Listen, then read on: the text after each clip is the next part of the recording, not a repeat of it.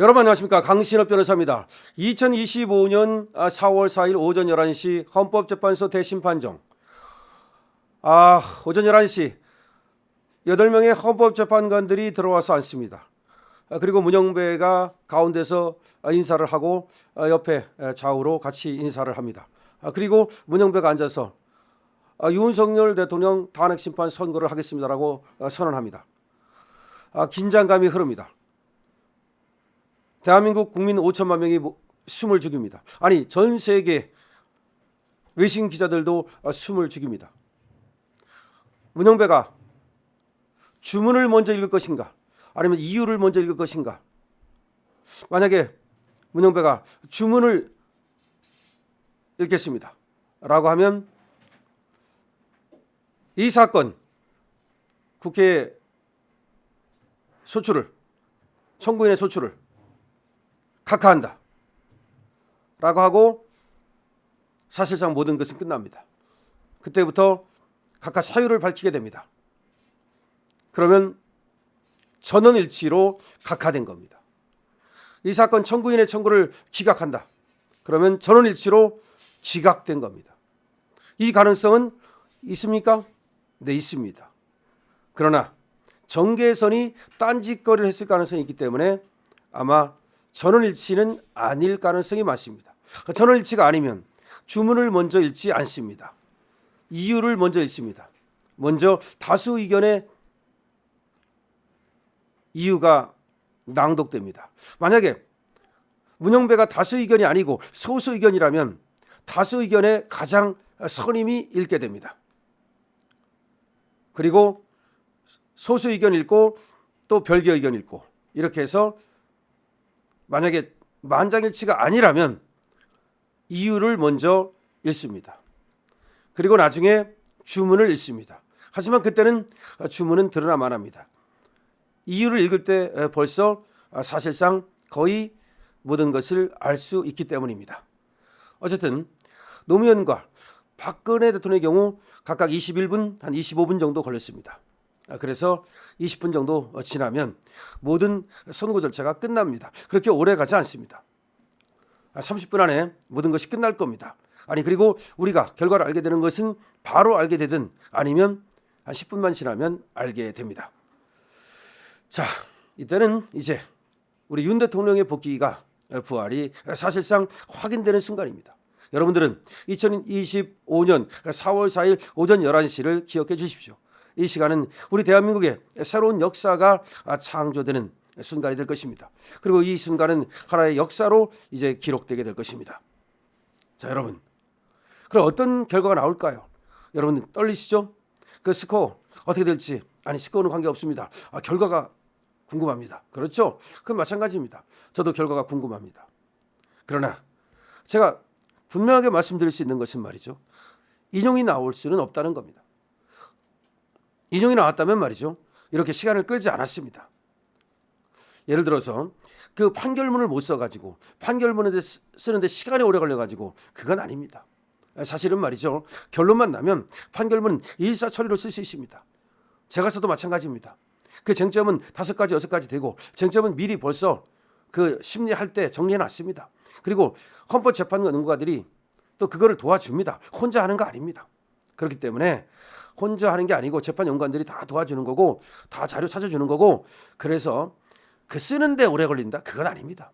그 사람들은 또 그리고 그것만 해온 사람들이기 때문에 솔직히 얘기해서 결론만 나면 하루면 씁니다. 아니, 뭐 좀 며칠 걸린다 하더라도 3일이면 넉넉합니다. 그러니까 판결문을 못 써가지고 오래 걸린 건 아니다는 겁니다. 심리가 끝나고 나서도 38일 정도가 더 걸렸는데 그 이유가 뭐겠습니까? 결국은 판결하는데 시간이 걸린 겁니다. 그래서 판결하는데 시간이 걸리다가 판결이 어느 정도 나왔지만 이 판결 결과를 가지고 그대로 선고를 할 경우에 헌법재판소에 미칠 영향, 그리고 재판관들에 미칠 영향, 그리고 대한민국 헌법에 미칠 영향, 정치권에 미칠 영향, 이런 것 때문에 조금 더 시간이 걸렸다는 것이 제 관측입니다.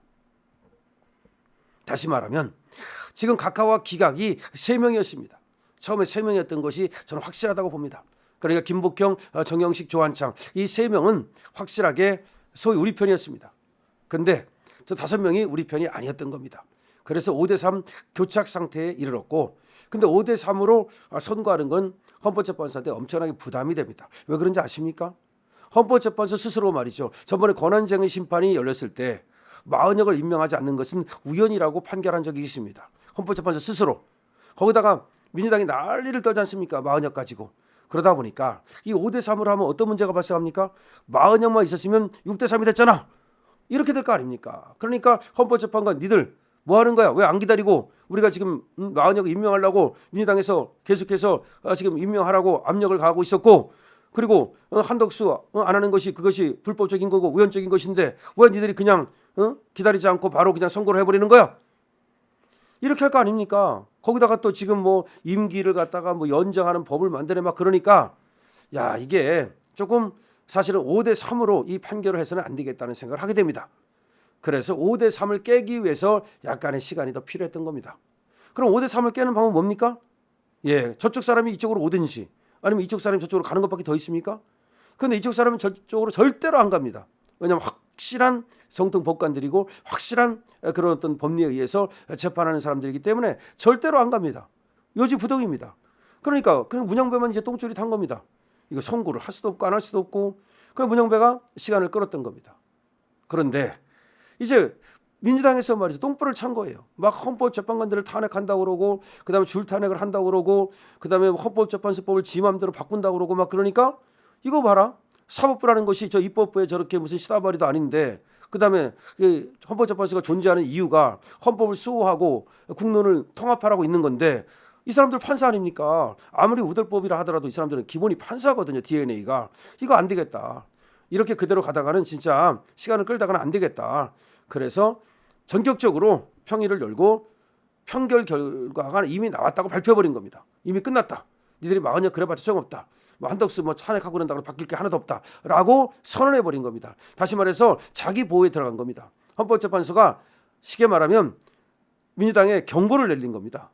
그러면서 이 안에서 타협이 이루어진 겁니다. 조정이 이루어진 겁니다. 제 생각입니다. 그래서 이제 5대3을 깨는 방법은 그냥 한 사람이 이쪽으로 와가지고 4대4 기각이 되면 되는데, 그러기에는 아무래도 4대4 기각됐다가는 또 지금 저쪽 문영배나 이미선 이런 애들이 욕 태기 쳐도 먹을 것 같아. 그러니까 각하로 가자. 그랬을 가능성이 높은 겁니다. 그래서 4명이 인용, 4명이 각하. 그러면 4명 인용, 4명 각하면 주문이 각하로 나옵니다. 4명 인용, 4명이 각하면 주문이 각하로 나옵니다. 각하가 되면 어떻게 된다고요? 그러면 사실상 각하라는 건 소추 요건이 갖춰지지 않아서 판단하지 않는다는 겁니다. 판단하지 않는다는 거예요.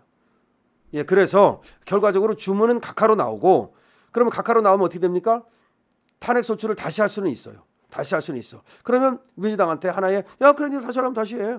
그런 식으로 자기들도 도망갈 구멍을 찾고, 그다음에 민주당한테도 기회를 주고, 그런 다음에 윤 대통령은 각하가 되든 기각이 되든 복귀만 되면 되니까 그렇게 타협을 봤을 가능성이 있다. 그래서 4 인용 4 각하. 그래서 주문 각하. 그리고 아니면 각하의 문영배 등이 이쪽으로 딸려왔을 가능성. 그래서 7대1 각하. 그 설이 나오고 있는 겁니다. 저는 이 설이 상당히 가능성이 있다고 생각합니다. 여러분들의 의견을 댓글로 기탄 없이 많이 남겨주시기 바랍니다. 강신업 TV입니다.